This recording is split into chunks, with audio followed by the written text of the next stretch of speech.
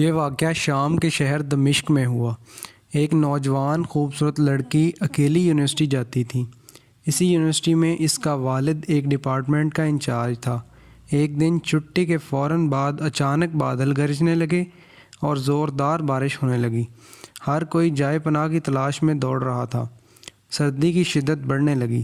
آسمان سے گرنے والے اولے لوگوں کے سروں پر برسنے لگے۔ یہ لڑکی بھی یونیورسٹی سے نکلی اور جائے پناہ کی تلاش میں دوڑنے لگی۔ اس کا جسم سردی سے کانپ رہا تھا، لیکن یہ نہیں جانتی تھی کہ اسے پناہ کہاں ملے گی۔ جب بارش تیز ہوئی تو اس نے ایک دروازہ بجایا۔ گھر میں موجود لڑکا باہر نکلا اور اسے اندر لے آیا اور بارش کے تھمنے تک اپنے گھر میں رہنے کی اجازت دے دی۔ دونوں کا آپس میں تعارف ہوا تو معلوم ہوا لڑکا بھی اسی یونیورسٹی میں پڑھتا ہے جہاں وہ خود زیر تعلیم ہے اور اس شہر میں اکیلا رہتا ہے۔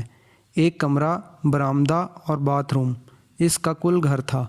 نوجوان نے اسے کمرے میں آرام کرنے کو کہا اور اس کے پاس ہیٹر رکھ دیا اور کہا کہ کمرہ جب گرم ہو جائے گا تو وہ ہیٹر نکال لے گا۔ تھوڑی دیر بعد لڑکی بستر پر بیٹھی کانپتی رہی۔ اچانک اسے نیند آ گئی تو وہ بستر پر گر گئی۔ نوجوان ہیٹر لینے کمرے میں داخل ہوا تو اسے یہ بستر پر سوئی ہوئی لڑکی جنت کی حوروں کی سردار لگی۔ وہ ہیٹر لیتے ہی فوراً کمرے سے باہر نکل گیا، لیکن شیطان جو کہ اسے گمراہ کرنے کے موقع کی تلاش میں تھا اسے وسوسے دینے لگا۔ اس کے ذہن میں لڑکی کی تصویر خوبصورت بنا کر دکھانے لگا۔ تھوڑی دیر میں لڑکی کی آنکھ کھل گئی۔ جب اس نے اپنے آپ کو بستر پر لیٹا ہوا پایا تو ہڑبڑا کر اٹھ بیٹھی اور گھبراہٹ کے عالم میں بے تحاشا باہر کی طرف دوڑنے لگی۔ اس نے برآمدے میں اسی نوجوان کو بے ہوش پایا تو وہ انتہائی گھبراہٹ کے عالم میں گھر کی طرف دوڑنے لگی اور پیچھے مڑ کر بھی نہ دیکھا، یہاں تک کہ اپنے گھر پہنچ کر باپ کی گود میں سر رکھ دیا، جو کہ پوری رات اسے شہر کے ہر کونے میں تلاش کرتا رہا تھا۔ اس نے باپ کو تمام واقعات منوعن سنا دیے اور اسے قسم کھا کر کہا کہ میں یہ نہیں جانتی کہ جس عرصہ میں میری آنکھ لگی کیا کیا ہوا، میرے ساتھ کیا کیا گیا، کچھ نہیں پتہ۔ اس کا باپ انتہائی غصے کے عالم میں اٹھا اور یونیورسٹی پہنچ گیا اور اس دن غیر حاضر ہونے والے طلباء کے بارے میں پوچھا تو پتہ لگا کہ ایک لڑکا شہر سے باہر گیا ہے اور ایک بیمار ہے، ہسپتال میں داخل ہے۔ باپ ہسپتال پہنچ گیا تاکہ اس نوجوان کو تلاش کرے اور اس سے اپنی بیٹی کا انتقام لے۔ ہسپتال میں اس کی تلاش کے بعد جب اس کے کمرے میں پہنچا تو اسے اس حالت میں پایا کہ اس کی دونوں ہاتھوں کی انگلیاں پٹیوں سے بندھی ہوئی تھیں۔ اس نے ڈاکٹر سے اس مریض کے دونوں ہاتھ جلے ہوئے تھے۔ باپ نے نوجوان سے کہا تمہیں اللہ کی قسم ہے مجھے بتاؤ کہ تمہیں کیا ہوا ہے۔ باپ نے اپنا تعارف نہیں کروایا۔ وہ بولا ایک لڑکی کل رات بارش سے بچتی ہوئی میرے پاس پناہ لینے کے لیے آئی۔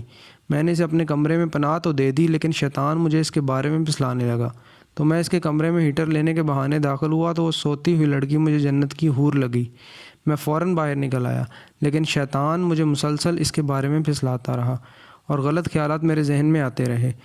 تو جب بھی شیطان مجھے برائی پر اکساتا میں اپنی انگلی آگ میں جلاتا تاکہ جہنم کی آگ اور اس کے عذاب کو یاد کروں اور اپنے نفس کو برائی سے باز رکھوں، یہاں تک کہ میری ساری انگلیاں جل گئیں اور میں بے ہوش ہو گیا۔ مجھے نہیں پتا کہ ہسپتال میں کیسے پہنچا۔ یہ باتیں سن کر باپ بہت حیران ہوا اور بلند آواز سے چلایا، اے لوگو گواہ رہو، میں نے اس پاک سیرت لڑکے سے اپنی بیٹی کا نکاح کر دیا ہے۔ سبحان اللہ۔